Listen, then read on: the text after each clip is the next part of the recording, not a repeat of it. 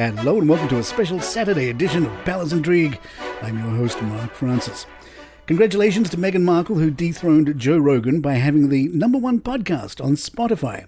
Friends of the Sussexes, Omid Scobie, tweeted, Meghan's debut podcast, Archetypes, has done what many have tried and failed to do, snatch the top spot from the Joe Rogan Experience on Spotify's US podcast charts. The show is also #1 in Australia, Canada and the UK. But as usual, not everyone is excited for Meghan. Columnist Justin Smith told Sky News there should be some kind of act of parliament in the UK to ensure Americans get nowhere near the throne in any way, shape or form. As for Meghan Markle, I've told you this before, this is what happens when you allow Americans to get involved with the royal family. They just bugger it up every time they get close. Jenny Bond writes for iNews, Meghan Markle is wrong that ambition isn't welcome in the royal family. You just have to be a team player. Meghan tells us in her first much-vaunted solo podcast for Spotify, she had been brought up to believe that ambition was a positive virtue. She has a point.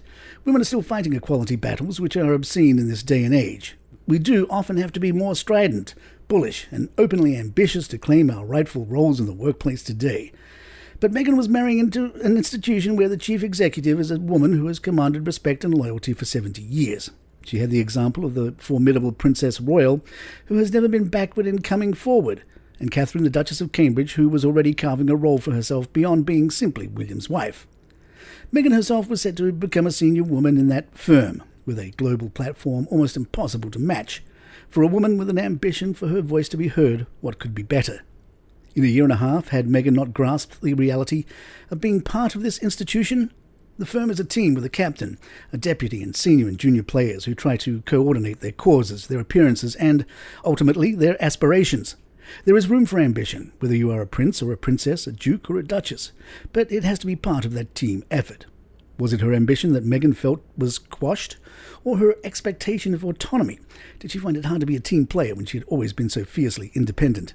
She is a woman who had become used to the limelight in TV studios and maybe expected the focus to be on her, but that's not necessarily how it works when you are part of a team. There are increasing signs that Harry's upcoming book will be delayed. Page 6 points out the book is still not available on Amazon or elsewhere for all important pre-sales. From a bookseller perspective, pre-order numbers are a good early indicator of a book's success and can lead to retailers increasing their initial orders. Another publishing source confirmed there had been talk of a November publication date. They added, I have heard that Harry has some truth bombs in this book that he is debating on whether to include or not, so this pushback is no surprise if he needs more time to work on the book.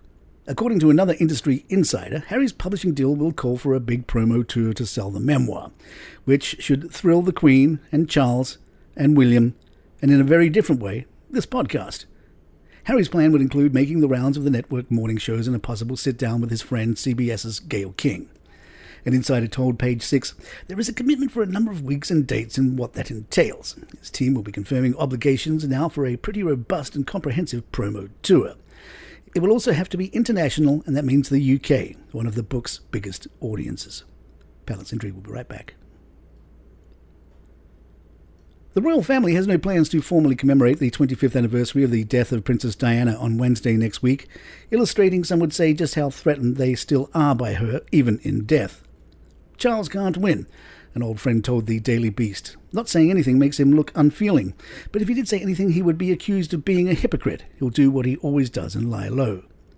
John Conway, author of the controversial play Truth, Lies and Diana, which dramatized the inquest into Diana's death, told the Daily Beast, the reason there will be nothing said or done to mark the anniversary of her death is the same reason that there is almost nothing in London to mark her life. As a character says in my play, they want her airbrushed out of history. It's quite surreal when you consider she is one of the 3 most significant royal figures of the last 200 years. You have Queen Victoria, you have Elizabeth II, and you have Diana. The establishment simply do not want any more focus on Diana. This is a woman who did untold good in her life, and whatever difficulties she caused for the family, it is unthinkable to not commemorate her. I am a supporter of Charles and Camilla. Theirs is a remarkable love story. But their behaviour around Diana inflicted a lot of pain on Diana and the country. At some point, they will need to acknowledge that and do penance for the way he treated her. And there you have it. If you'd like to email us, our address is thepalaceintrigue@gmail.com. Please follow us on Spotify, iTunes, Google Podcasts, wherever you get your favourite shows. I'm Mark Francis. My thanks to John McDermott. This is Palace Intrigue. Good times.